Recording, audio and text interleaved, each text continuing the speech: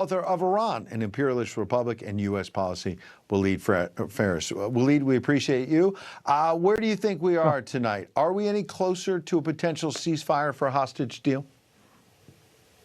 There is one in the making. There is one that involves also the United States, this administration, and Egypt. There is also the French trying to pull one in Lebanon with Hezbollah, as it was said in the introduction. My view is that the Strategic Command in Israel have a plan of their own.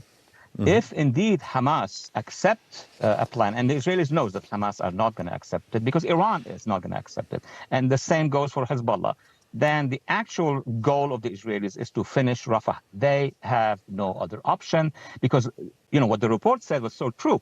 If Hamas accepts that there will be a ceasefire and the end of the war, what will happen? Rafah will become the base out of which Hamas will come back. So Israel has to do that. On the northern front, it's a different story. Hezbollah would like to pull some sort of plan where they would withdraw 9 miles. What's 9 miles for them? Nothing.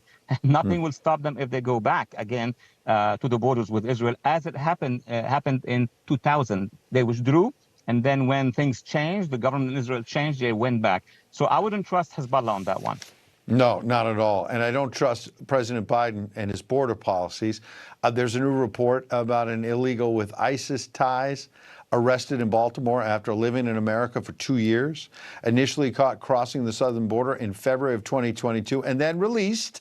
It wasn't until March, when the Biden administration was reviewing his application for asylum, they realized that this gentleman from Uzbekistan had links with ISIS. It was in the country for 2 years, and now, Walid, they're telling us, the Biden administration, they want to welcome some Palestinian, quote unquote, refugees from Gaza to come here. When we don't vet a lot of these folks, I'm sure there are some innocent people, but they can also work in some Hamas terrorists, and we might not know it.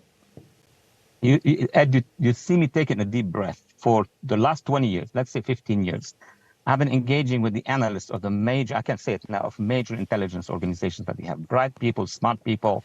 They too come to the same conclusion. The problem is not what the intelligence community is coming to. The problem is at much higher level, as you said, at the level of the administration. The assessment is that this is more important to allow all these illegals to move in for economic reasons, for ideological reasons. Reality is this one man who was captured is a sample of hundreds, I would even say thousands, not just across the country, but even now embedded, and I may add this, Ed, in that movement of protests. They have been embedded in 2000, they are embedded now. The situation with the open border, the breaking border, is much more dangerous than any citizen could imagine. Yeah, no doubt. What do you think about where I started?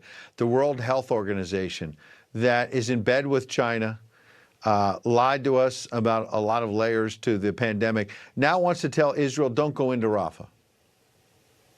Yeah, first of all, competence. They have nothing to do with geopolitics. They could talk about viruses. They could talk about, health matters. But when those organizations, non-political, are now being weaponized against Israel, you're going to see the UNESCO at this point in time that has to do with the cultural stuff, or the refugees telling the Israelis not to complete their operation against Hamas, is something that would tell us that a lot of money, a lot of influence is being used from the Iran deal money by the Iran regime across these organizations.